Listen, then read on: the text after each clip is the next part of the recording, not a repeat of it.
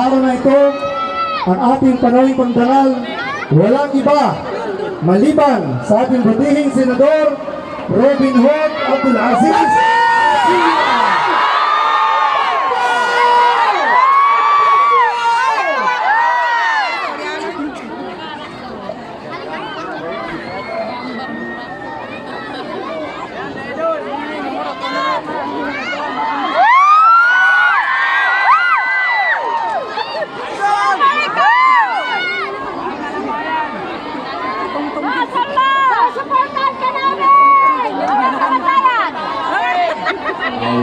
Bismillahirrahmanirrahim.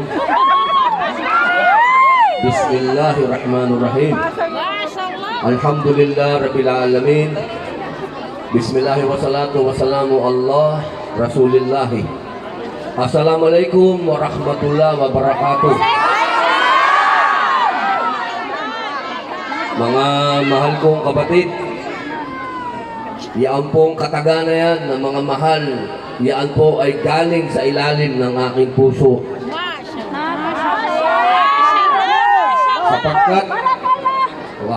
Sapagkat ang sabi po ng Propeta Muhammad sallallahu alaihi wasallam, ang mga Muslim dapat ang pagmamahal nila sa isa't isa ay ikhlas, nanggagaling sa puso. Kung ano po yung nararamdaman ng isa, maging masakit, maging masaya, dapat nararamdaman ng lang buong ummah. Allahu Akbar. Kanina po, napakaganda ng sinabi ni brother. Ipinaliwanag po ni brother yung mga pinagdaanan ko po sa buhay ko. Marami po ang kumukutya. Totoo po yun. Marami ang nang-iinsulto. Marami ang tumatapak sa pagkatao. Kinakaladkad ang pangalan sa putik. Pero alhamdulillah, wala po tayong pagnanakaw.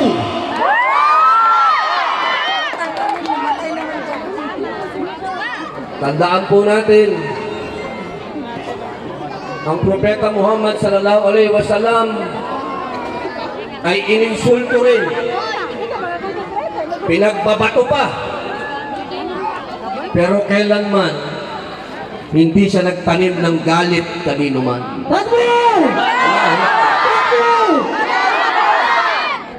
Dahil malinaw po na habang tayo ay inaapi, tayo ay itinataas ng Allah. Ako po ay lagi na lang tinatanong, hindi ka ba nasasaktan? Ang lagi ko pong sinasabi, damihan nyo pa. Dahil hanggang tinadala nyo sa sukdulan, tinataas ako ng aming Allah subhanahu wa ta'ala.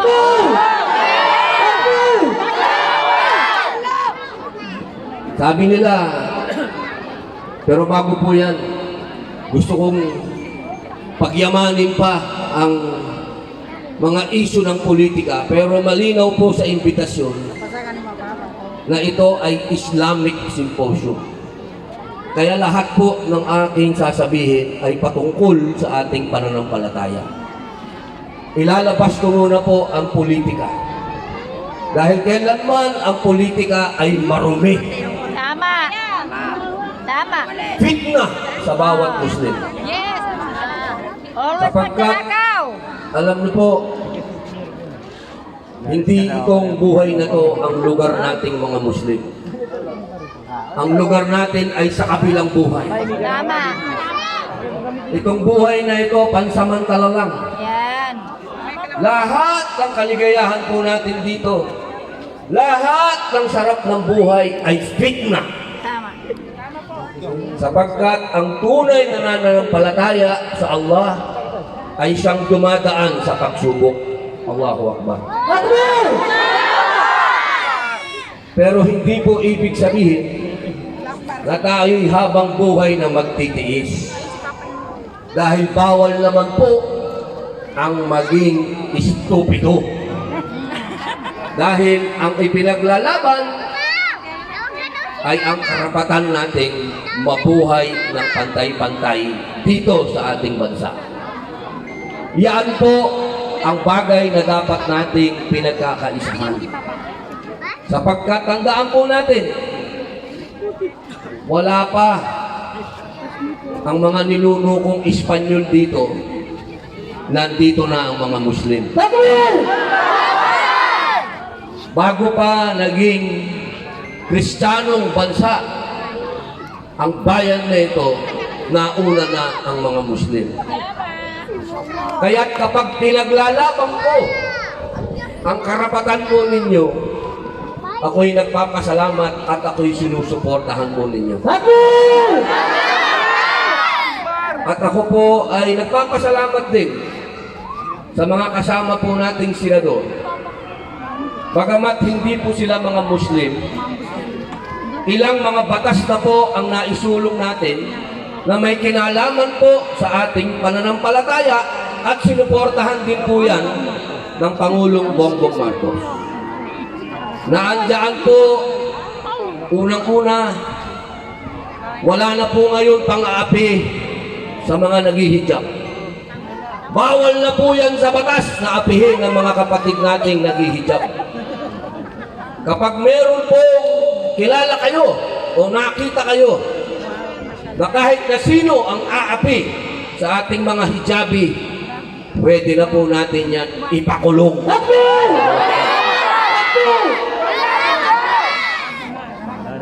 Pangalawa, ang ating Sharia Court. Ako po ay sa matagal na panahon ho, ako po ilang taon na rin mga Muslim. Ang ating pong Sharia lagi lang nasa Mindanao. Pero ngayon po, ang Sharia Court sa tulong po ng ating mga senador at ating mga kasama sa Congress, pumasa na po ang batas ng pagdadagdag ng Sharia Court. Napakahalaga po niyan. Sapagkat ang Muslim nabubuhay lamang sa batas ng Allah. Kaya dapat ang Sharia Court ay mapadami sa bansang ito sapagkat ang Muslim sa lugar na to, sa buong Pilipinas ay kalat na po ang mga Muslim. Ngayon po, meron pa po tayong mga batas, mga panukalang batas na tinatawag po ay nabito. Ibig sabihin, hindi po pinayagan ng Pangulong Bongbong Marcos. Ano po yun? Yung pong equal access sa public cemetery. Ibig sabihin, ang pantay na pagtingin sa bawat publikong sementeryo. Katulad po dito sa Maynila, na ipinagpapasalamat natin sa magaling ni Mayor Isko Moreno. Binigyan po niya ng lugar ang mga Muslim sa sementeryo. Ang inihingi po ng panukalang batas na yan, na sana sa buong Pilipinas, lahat ng public cemetery ay may lugar ang Muslim. Takbir! Takbir! Alam naman nating lahat, mga mahal kong kapatid, isa lang ang sigurado sa mundong ito. Wala nang iba, isa lang. Kamatayan yun. Allahu Akbar. Kaya dapat yung ating kubur ay siguraduhin natin meron tayong pagsasadlakan. Hindi po pwede na palagi ang namamalimos ang mga Muslim kung saan ilalagay ang kanilang patay. Yung pong ating pinagawang kulungan tuloy. Bakit ba kulungan ang nasabi ko? Nalalapit na ba ako ulit? Wag sana! Huwag na lang. Wag sana! Wag sana! Mangyari man yun, mga kapatid, tandaan po ninyo. Hindi kami papayag! Allahu Akbar. Maraming Papayag sa salamat. amin! Hindi kami papayag na magpapayag! Matayan, ipaglaban ka namin! Mangyari man po ulit. Mangyari man po ulit Mga mahal kong kapatid, ang hihilingin ko po sa inyo lalaban ako. ay isa lang. Sana ako mawagin. Kasi nabanggit ko na, ewan ko ba, nadulas. Kasi rin pagwakin eh. Hindi ko rin maintindihan. Yun ang lumabas eh, kubur ang pinag-uusapan. Di ba nilang kulungan, wag lang munang kubur. Alam niyo po kasi, hindi ko po makakalimutan. Nung ako po'y nakulong, doon ko po nakita ang Islam. Wow. Wow. Kung meron po akong pinagpapasalamat sa Allah, yung ako po'y naging Muslim. Allahu Akbar. Kaya kung dumating man po uli yun, Alhamdulillah. La ilaha illallah Muhammad Rasulullah. Huwag naman masyadong patagalin. Okay lang akong mag-review ng ating mga jurisprudence dahil yun po ang ginawa ko dati sa kulungan dahil po ako nakapag-aral talaga ng Islam. Pwedeng mag-review. Pero wag naman yung pahabain masyado. Ibabalik ko po doon sa kubur. Sana pagtulungan po natin. Kung meron po tayong dapat hakbangin ngayon, bukod sa Protect Me, bukod sa Protect Senator Robin Padilla, alhamdulillah. Sana po pagtulungan po nating maisulong yung pantay na pagtingin sa bawat Pilipino, sa bawat publikong sementeryo. Dahil mga mahal kong kapatid, kailangan natin ng sementeryo. Yung pong ating sementeryo sa Bulacan, puno na. Nakakalungkot po. Yung ating din kubor, ba't kulungan lagi? Yung ating pong libingan din, doon sa Montalban, ay nakakaranas na rin po ng malaking pagsubok dahil may nagtayo ng minahan doon sa tabi. Yung ating mga kapatid doon, nagigimbala ang kanilang pamamahinga dahil panay ang hukay ng minahan doon.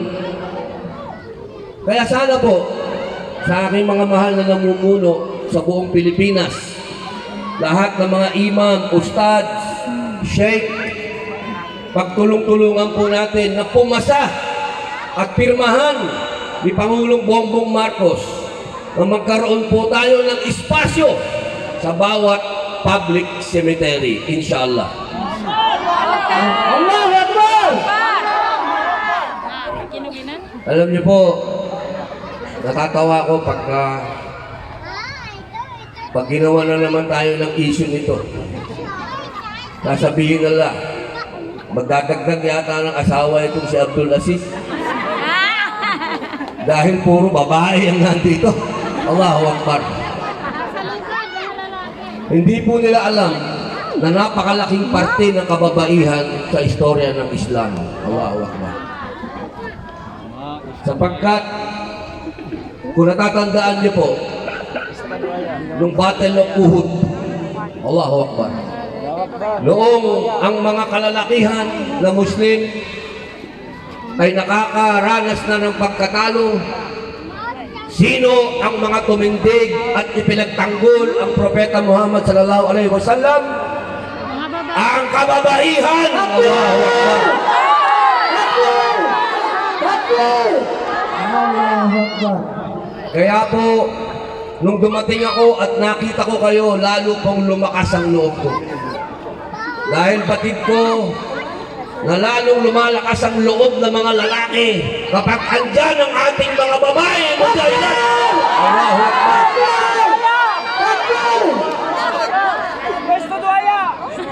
Yes, Kuya. Yes to away. Alam niyo, napakaganda po. Kapag ka pinag-usapan po natin ang Islam, walang pagkaluma. Kung ano yung nakikita natin noon, kung ano yung nabasa natin noon, yung pa rin ang nakikita natin hanggang sa ngayon. Sa pagkatandaan po natin, ang Islam ang nagdala ng sibilisasyon sa buong daigdig. Hindi po yan dapat ninyong kalimutan, lalo na sa mga bata. Kaya nagkaroon ng science, medisina, algebra, engineering, lahat yan dahil sa mga Muslim. Allahu Akbar. Kaya kapag sinasabi po nila na yan si Abdul Aziz, barbaric yan, ignorante yan, ay nagkakamali po sila. Sapagkat minsan po sa plenaryo, sa aming pag-uusap ni Senator Rodante Marcoleta, meron siyang sinabi. Ang sabi ko, alam ko yan. Nagulat siya, alam mo. Eh mga abogado lang ang nakakaalam nito. Oo, alam ko yan. Paano mo nalaman? Nasa Quran yan. Nagulat siya. Ay. Anong nasa Quran yan? Sapagkat ang sabi ng Quran, kapag hindi mo alam, itanong mo sa nakakaalam. Allah. Doon po humanga sa atin si Senator Rodante Marcoleta, na ngayon po ay naghihimas ng rehas. Napakalungkot na nangyari sa aming mahal na kapatid. Malapit na 2015. Alam niyo po, huwag po nating kalimutan na ipagdasal itong taong ito. Oo. Itong taong ito, ang gusto lamang niya ay ipaglaban ng katotohanan. Tama. Pero sa ngayon, malungkot, nandun sa kulungan. Kaya sana po, kapag kayo ay nagdua, habang pinagdadasal nyo kung huwag munang ma-shoot, ganun din sana yung mga senador po na nakakulong. Sana sila po ay makalabas na rin. Inshallah. Inshallah. Sana. Inshallah, kapatid. Inshallah. Mga kapatid ko, hindi ko po makakalimutan ang inyong pinakikitang pagmamahal sa akin. Noong isang araw, merong isang babae na gusto kong mamatay na. Ang sabi, sana may bumaril sa akin. Saya Risha. Allahu Akbar, lumabas ang mga Muslim. Ilang po ba sa akin pong social media, nasa lagpas 27 million na ang nag-share nito. At yan po ay mga Muslim. Tama. Kayo po. Isa na ako doon. Dahil po sa inyo, ang babaeng ito ay humingi na sa atin ng paumanhin. Humingi ng kapatawaran. At yung kanyang kumpanya ay gumawa na rin ng aksyon. Dahil po yan sa binigay niyo sa aking proteksyon at pagmamahal. Takbir! Takbir!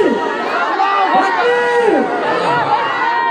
Nakita po nila kung papaano magmahalan ng mga Muslim. Nakita po nila, napatunayan nila na walang iwanan sa Islam. Allahu Akbar. Ngayon po, nais ko po sanang patawarin na yung babaeng yun. Payag po ba kayo? Hindi, para saan? Malaki ang galit Payag po ba kayo na sulatan ko yung Air Asia at sabihin pinapatawag na natin yung babae at ibalik na nila sa trabaho? Sabi ni Brother, anak-anak sa Musliman. Patawarin natin. Para makita ang tunay na ugali ng Muslim. Patawarin na natin. Patawarin natin. Payag po ba kayo? Ang sabi po ng ating leader ay payag. So, alhamdulillah, pinaparating po natin kay Julina. Julina May, ang umma, ang mga Muslimat, unang-una na ang Muslimat, dahil sila ang unang nasaktan para sa akin, pinapatawad ka na nila. Allah Akbar! Okay, kung sino ka man na brother, magpasalamat ka sa akin. Patawad siya, pero huwag niya ulitin. At dahil po kay brother, Malaki ang galit. ang aking pong opisina ay susulat sa Air Asia. Allah Akbar! Takbir! Takbir! Takbir! Makikiusap po tayo sa Air Asia na pabalikin sa trabaho si Julina May, inshallah. Kailangan magbago na. Para makita po nila kung ano ang ilaw ng mga Muslim. Yan. Takbir! Takbir! Takbir! Ganyan po ang sana palagi tayo mga mahal kong kapatid. Alam nyo naman, ang media ngayon, hindi natin maintindihan. Malinaw na yung pagpapaliwanag mo, gagawin pa rin nilang malabo. Hindi ko na ho talaga maintindihan. Tinagalog mo na, hindi pa rin maintindihan. In English mo na, hindi pa rin maintindihan. Sa bagay, hindi naman po bago yan. Dahil noon pa man, lagi nang merong diskriminasyon kapag ka Muslim. Tama po. Meron ng diskriminasyon, lalo-lalo na ngayon. Habang pinaglalaban ko ang Free Palestine, naging international pa ang pagyuyurak sa akin. Ay, sorry. Minsan, nagtataka ako kung saan na nang gagaling yung mga pangiinsulto. Hindi naman pwede na magtakip tayo ng mata sa ginagawa sa ating mga kapatid sa Palestine. Tandaan natin, minsan nyo ring dinaanan, Bangsamoro ang dinadaanan ng Palestine. Takbir! Hindi tayo pwedeng pumikit na lang at magsawalang bahala. Huwag tayo manahimik. Mga mahal kong kapatid, hindi ko sinasabing makipag-away tayo dahil hindi yon ang Islam. Tama po. Ang sinasabi ko, Laban tayo. ipagdasal natin ang ating mga kapatid sa Palestine na sana insya Allah ay magkaroon din sila ng farm. Tama. Magkaroon din sila ng estado. Kung ano ang sinasabi ng United Nations na 2 states, sana dumating ang panahon na magkaroon na ng State of Palestine na parang farm. Takbir! Takbir! Takbir! Allahu Akbar, maraming salamat. Huwag ka lang sa likod ko, sister, dapat sa tabi ko, inshallah. Inshallah. Bilang pagkatapos po, nais ko lamang pong pasalamatan. Hayaan niyo po ako magpasalamat sa mga kapatid po na pinuntahan pa ako sa Senado. Hindi ko po makakalimutan ang panahon na yun na sa oras na kami po ay gustong, hindi ko alam kung anong gustong gawin sa amin doon, ay dumating itong mga kapatid. At nagulangtang yung mga gustong kupkupin kami roon. Salamat naman. Una po, maraming salamat po sa Manila Royal House President Dato Mac Mastura.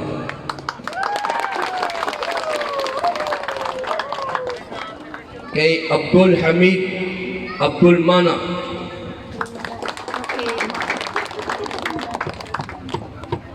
Sa Umahat Al-Shati.